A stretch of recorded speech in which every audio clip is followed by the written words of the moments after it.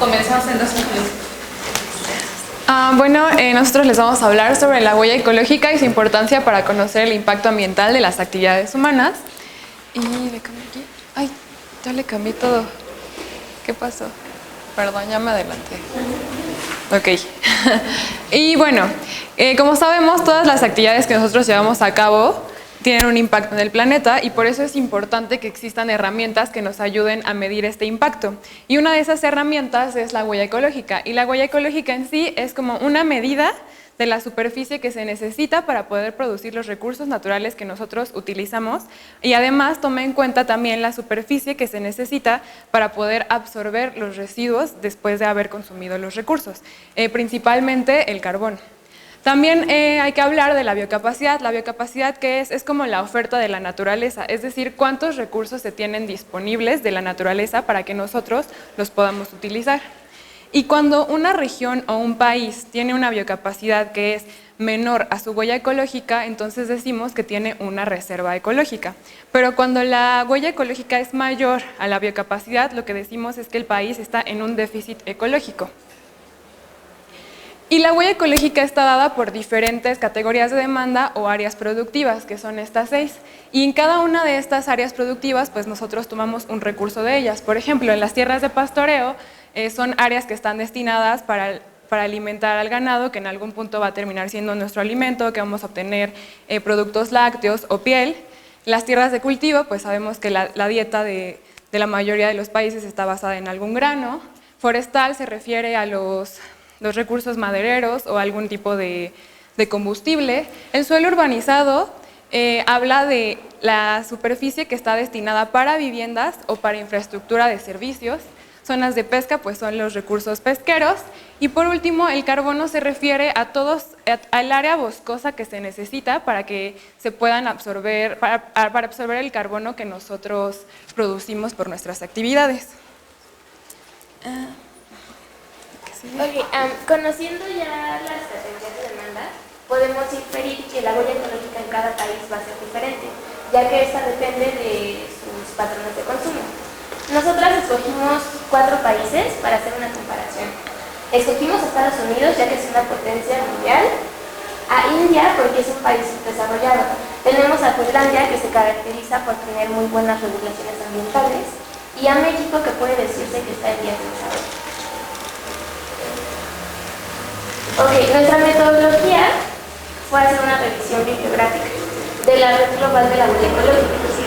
Y esta red global sigue otra metodología que es para obtener el índice de la huella ecológica se suma la huella ecológica de producción, que son las áreas productivas necesarias para mantener las necesidades o demandas básicas y a veces no tan básicas, más la huella ecológica neta de comercio, que esta es la diferencia entre la huella ecológica de importaciones y de exportaciones. Cuando la huella ecológica de importaciones es mayor a 0, significa que el país rebasa las demandas geográficas, las fronteras geográficas de demanda, perdón. Y esto significa que las demandas de la sociedad, por decirlo así, son mayores de lo que el mismo país puede producir. Primero tenemos a Finlandia, que es un país nórdico cuya capital es Helsinki. Los habitantes en Finlandia en 2017 se registró que fueron de 5.513.130 habitantes y que este país tiene una densidad poblacional de 16 habitantes por kilómetro cuadrado. También es importante mencionar que su Producto Interno Bruto per cápita es de $44.300.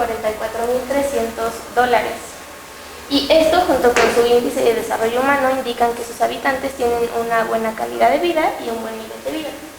En la gráfica podemos observar que Finlandia tiene una reserva ecológica, ya que su biocapacidad está por arriba de la demanda de recursos que tiene la población.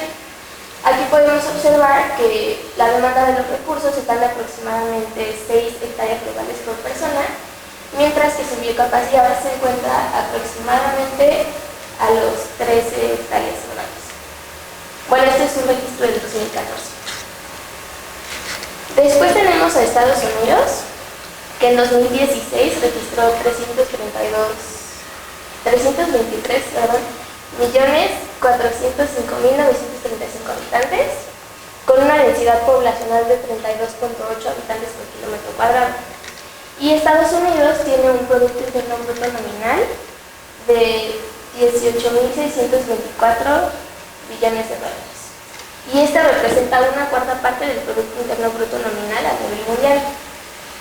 Bueno, Estados Unidos es el primer como país industrial y también es un país comercial. En la gráfica podemos notar que aquí, a diferencia de Finlandia, Estados Unidos tiene un déficit ecológico. Es decir, que su demanda está por arriba de la biocapacidad. La demanda está en 2014 aproximadamente en los 8 hectáreas globales por persona y la biocapacidad en aproximadamente 4.5. Y bueno, después seguimos con México, que tiene una densidad poblacional de 63 habitantes por kilómetro cuadrado. Y bueno, en la gráfica podemos observar que en el periodo de 1961 a 1970 la huella ecológica estaba por debajo de la biocapacidad, es decir, que había una reserva ecológica que podía satisfacer los patrones de consumo de la población en ese entonces. Sin embargo, de 1971 a 2014, la biocapacidad fue disminuyendo y con ello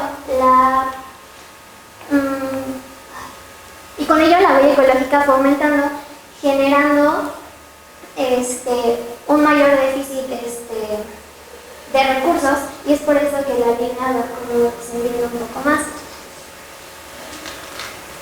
Después tenemos a la India, que tiene una densidad poblacional de 350.2 habitantes por kilómetro cuadrado, y en el caso contrario de México, desde que se inició a hacer el registro de la medida de la huella ecológica, los recursos que tenía India eran insuficientes para satisfacer la demanda del consumo de la población.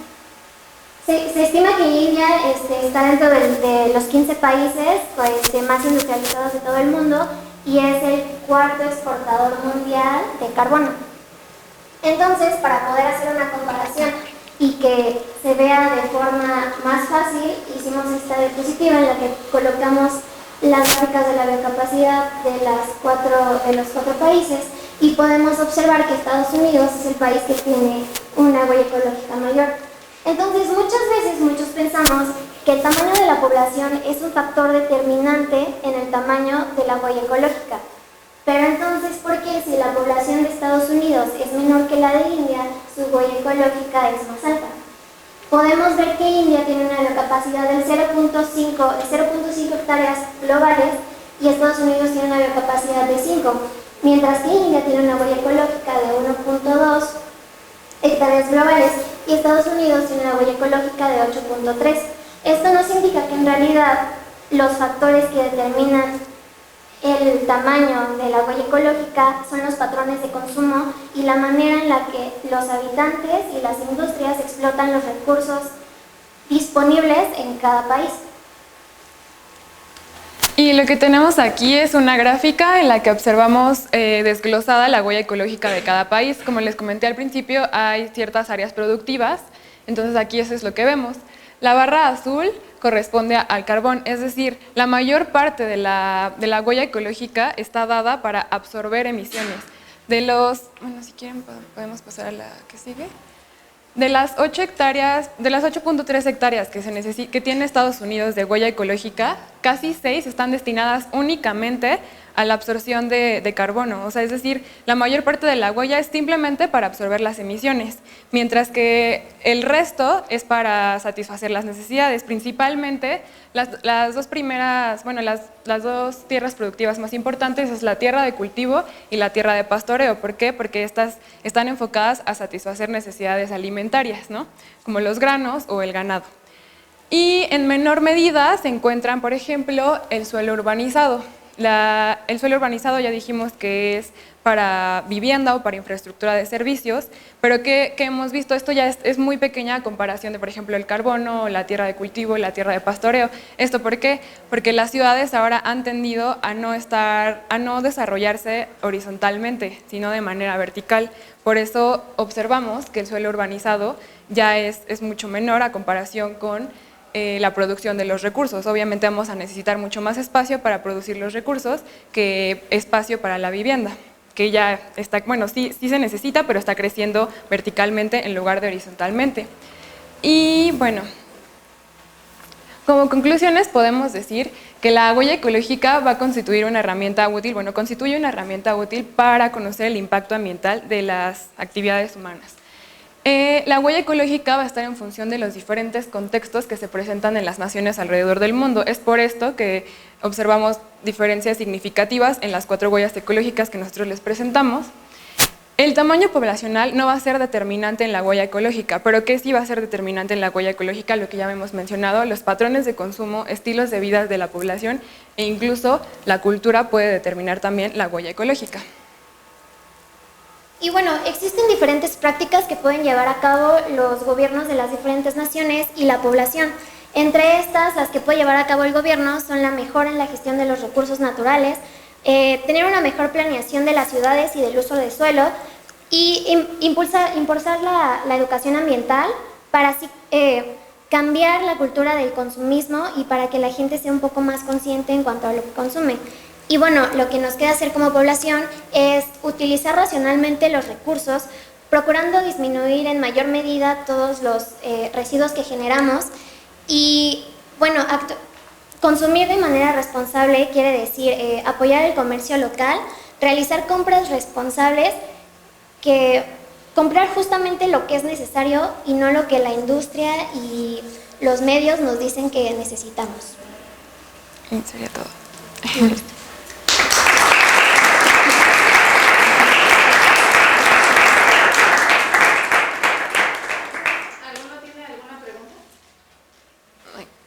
Yo tengo 2 preguntas muy breves.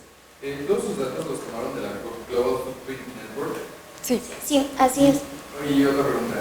Entre las conclusiones está, pues, justamente que el tamaño de la población no es determinante para la huella ecológica, sino el estilo de vida de esa población. Sin embargo, se podrían hacer estimaciones de cuánto disminuiría la huella ecológica de estas naciones disminuyendo la población, porque si bien en sus conclusiones yo también estoy de acuerdo en que el estilo de vida es muchísimo más determinante, claramente también si tienes más personas viviendo con ese estilo de vida, pues tu huella ecológica es mayor. Entonces, no sería valioso, y de hecho la pregunta es si es posible o si sí es valioso, como yo creo que es, hacer estimaciones de qué tanto podría reducirse la huella ecológica con una disminución en tanto porcentaje de la población. Pues sí, bueno, realmente en la página no te dice obviamente cómo procesa los datos, pero todo lo hacen con computadoras, entonces es posible que tú puedas modificar los parámetros para poder obtener resultados diferentes, ¿no? Y eso precisamente te puede también como decir, no, pues si tú mejoras en esto, pues tu huella ecológica va a disminuir, o si tú aumentas tu producción, pues tu huella ecológica va a aumentar. Pues sí es posible como hacer esas modificaciones. Sí, o sea, quizás no es como un parámetro principal el tamaño de la población, pero obviamente es muy importante porque entre más población haya, más recursos tienes que consumir para sostenerlos. Sí, claro. Y perdón, una última pregunta. ¿Los datos de esta red, de dónde provienen? Bueno, son estudios que la red hace, se supone que tiene como sedes y se encarga de año con año tratar de recolectar la información en cada país y subirla a la plataforma. Y mucho viene de la ONU también. De la ONU también. Muchas gracias. Sí. De nada. No sé si revisaron cuál es la huella ecológica a nivel mundial para tener una relación, una idea de, por ejemplo, México que tanto contamina relacionado. O sea, mundial creo que no la revisamos. No la revisamos, pero recuerdo que Estados Unidos está como en el número como 113 de huella ecológica de países. Bueno, tiene como 113%, 133%, algo así en comparación de huella ecológica de todos los países. Pero, o sea, igual si les interesa saberlo, en la Footprint, en la Global Footprint Network viene muchas herramientas en las que pueden comparar países y pueden revisar qué onda con esto de la huella También ecológica. pueden calcular su propia huella ecológica en cuanto a sus actividades normales. Y es interesante ver, porque te dice como cuántos planetas tierras necesitarían para sostener a una persona como tú. ¿Alguna Muy otra? bien, pues de nuevo, muchas gracias. Creo que tenía. Sí, otra pregunta rápida. En su opinión, ¿qué es lo que más podríamos hacer aquí en la Facultad de Ciencias para disminuir la huella ecológica de la Facultad de Ciencias? Pues Pues creo que el problema más grande en ciencias, bueno, y en todas las facultades, es los residuos de alimentos, ¿no? Lo que hay que reducir es el consumo de PET, por ejemplo, o en los puestos, los cubiertos desechables. O sea, los desechables es como lo que más podemos hacer, o sea, como comunidad estudiantil, para reducir la huella ecológica. Ya lo que haga uno cada quien en su casa o cómo se transporte, pues ya es muy difícil cambiarlo, pero dentro de la comunidad yo creo que es precisamente los residuos de plástico de los alimentos. Y también, por ejemplo, podría ser en cuanto a la entrega de trabajos, muchos profesores piden trabajos escritos, sin hojas, impresos. Entonces, pues sí, yo creo que esa también sería otra opción, digitalizar los trabajos para no gastar tantas hojas en cuanto, bueno, eso. Bueno, pues en mi opinión, yo me imagino que la huella ecológica de todo el mundo pues sobrepasa, ¿no? Entonces, en tu opinión, ¿es mucho, poco o es un promedio de todos los países? Es que no entendí la pregunta. Ajá, o sea, ¿qué tanto es, o sea, si es demasiado lo que sobrepasa la huella ecológica o no es tanto? No, pues bueno, sí es demasiado porque ya incluso hay bueno, se dice que por más que ya te digan que no, tienes que reforestar porque es el pulmón, porque son los pulmones del planeta, los árboles, o sea, ya con las emisiones que tenemos actualmente, aunque nosotros llenáramos el planeta de árboles, ya no es suficiente para absorber esas emisiones. O sea, sí nos estamos pasando en gran medida. O sea, ya aunque reforestáramos todo el planeta, no va a alcanzar para poder absorber las emisiones que tenemos actualmente. Lo que se tiene que hacer es reducir las emisiones, no reforestar más. Sí, de hecho también no sé si supieron, en agosto salió como un índice de que ya justo en esa fecha ya habíamos rebasado, o bueno, llegaba al límite de lo que los recursos nos podían proveer todo un año. Entonces sí, está como a la mitad del año. Sí, ya a la mitad del año. Ya habíamos acabado con los recursos. Sí, es decir, desde agosto ya estamos viviendo en este año en deuda con los planes. Los recursos en que estamos déficit. explotando ahorita es más pronto de lo que se puede no generar. Entonces ya todas las generaciones futuras van a quedar a deber. Van a vivir en deuda. Y de hecho, hace 2 semanas lanzamos el comunicado de que para el 2030, si no revertimos el estilo de vida a nivel mundial, la crisis climática, social, ecológica, etcétera, de verdad nos va a llevar a todos a la muerte. Entonces, como conclusión importante y a mi parecer, o sea, quienes pueden actuar más es la población, no tanto los gobiernos, porque para poder cambiar todo eso tendría que hacerse un cambio súper loco en los sistemas económicos, políticos, saben, el neoliberalismo y esas cosas. Entonces creo que mientras menos consumamos nosotros como personas, menos residuos generemos y más disminuyamos como todo este impacto que hacemos al ambiente, pues sí podríamos cambiar algo ahí. Si ya no tenemos tiempo para preguntas. Muchas gracias.